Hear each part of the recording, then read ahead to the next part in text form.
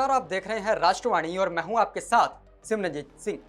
उत्तर प्रदेश की सियासत में एक बार फिर आरोपों और जवाबी हमलों का दौर तेज हो गया है। समाजवादी पार्टी में कथित टूट के दावों के बाद अब सुहेलदेव भारतीय समाज पार्टी यानी सुबसपा प्रमुख ओम प्रकाश राजभर ने सपा अध्यक्ष अखिलेश यादव पर बड़ा हमला बोला है। मामला है लखनऊ की चर्चित गोमती रिवर फ्रंट योजना का, जिसको लेकर राजभर ने भ्रष्टाचार के आरोप लगाए हैं। सोशल मीडिया पर एक पोस्ट जारी करते हुए उन्होंने दावा किया कि इस परियोजना में बड़ा घोटाला हुआ है और जांच में जल्द ही पूरी सच्चाई सामने आएगी। हालांकि इन आरोपों पर अभी तक समाजवादी पार्टी या अखिलेश यादव की ओर से कोई आधिकारिक प्रतिक्रिया सामने नहीं आई है। दरअसल उत्तर प्रदेश की राजनीति में इन दिनों सियासी बयानबाजी अपने चरम पर है। इसी बीच ओम प्रकाश राजभर ने सोशल मीडिया प्लेटफॉर्म एक्स पर सत्यमेव जयते गोमती रिवर फ्रंट सैफई परिवार का भ्रष्टाचार पार्ट 1 नाम से एक पोस्टर साझा किया। इस पोस्टर के जरिए उन्होंने अखिलेश यादव सरकार के कार्यकाल में बनी गोमती रिवर फ्रंट परियोजना पर सवाल उठाए।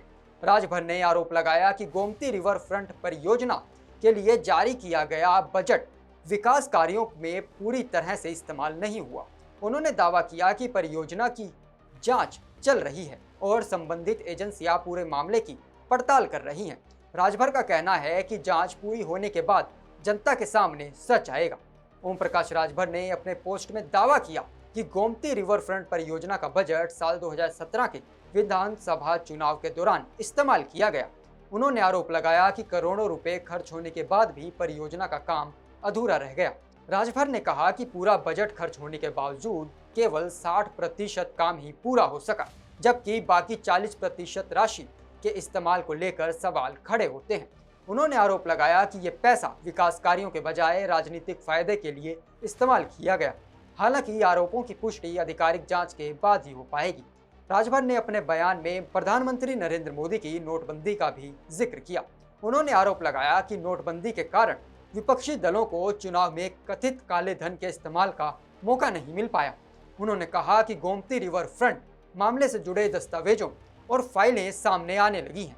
राजभर ने दावा किया कि वे इस मामले में लगातार जानकारी जुटा रहे हैं और आने वाले समय में कई बड़े खुलासे कर सकते हैं। सीबीआई ने एफआईआर किया है गायत्री प्रजापति और अखिलेश यादव जी के नाम से। तो गायत्री जेल में है, अखिलेश यादव जी बाहर हैं। गोमती रिवर फ्रंट के मामले में राम गोपाल जी का भी बेटा है, शिवपाल जी हैं, उनके बेटे हैं, तमाम उनके परिवार के लोग उसमें इन्वॉल्व हैं। तो जिसको लेकर के समाजवादी पार्टी ने अपने जान बचाने के लिए वो सूची जारी किया है। आप देखिएगा पूर्वांचल के बहुत से, जैसे अखिलेश यादव जी पीडीए चिल्लाते हैं ना, नाम तो दलितों का लेते हैं, लेकिन दलितों के साथ बड़े पैमाने पर अत्याचार करते हैं, पिछड़ों के साथ बड़े पैमाने पर अत्याचार। ओम प्रकाश राजभर ने इस मामले के बाद उत्तर प्रदेश की राजनीति में एक बार फिर बयानबाजी तेज हो गई है। सुबसपा प्रमुख लगातार समाजवादी पार्टी और अखिलेश यादव को निशाने पर ले रहे हैं। गोमती रिवर फ्रंट परियोजना पहले भी राजनीतिक विवादों में रही है। सत्ता परिवर्तन के बाद इस परियोजना को लेकर जांच और आरोपों का दौर शुरू हुआ था। अब एक बार फिर ये मुद्दा यूपी की राजनीति के केंद्र में आ गया है। वहीं दूसरी तरफ समाजवादी पार्टी की ओर से भी राजभर के आरोपों पर कोई बयान सामने नहीं आया, लेकिन माना जा रहा है कि आने वाले दिनों में इस मुद्दे को लेकर सियासी पलटवार देखने को मिल सकता है, क्योंकि यूपी की राजनीति में विकास परियोजनाएं अक्सर सिर्फ विकास तक सीमित नहीं रहती, बल्कि सत्ता पक्ष और विपक्ष के बीच राजनीतिक बहस का मुद्दा बन जाती हैं।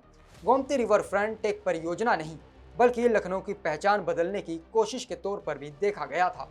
लेकिन अब यही परियोजना राजनीतिक आरोपों और जांच के सवालों के बीच फिर चर्चा में है। सवाल यह है कि क्या जांच में लगाए गए आरोप सही साबित होंगे या सिर्फ राजनीतिक बयानबाजी तक सीमित रह जाएंगे। आने वाले समय में जांच की दिशा ही तय करेगी कि इस मामले की असली तस्वीर क्या है। फिलहाल उत्तर प्रदेश की सियासत में गोमती रिवर फ्रंट को लेकर नया विवाद खड़ा हो गया है। एक तरफ राजभर गंभीर आरोप लगा रहे हैं, तो दूसरी ओर सबकी नजर समाजवादी पार्टी के जवाब पर है, क्योंकि राजनीति में आरोप लगते रहते हैं, लेकिन अंतिम फैसला तथ्यों और जांच की रिपोर्ट से ही होता है। तो इस पूरे मामले पर आपकी क्या राय है, हमें कमेंट कर जरूर बताएं। और ऐसी ही देश और दुनिया की राजनीति से जुड़ी तमाम खबरों के लिए देखते रहिए राष्ट्रवाणी में आपके साथ सिमरनजीत सिंह। धन्यवाद।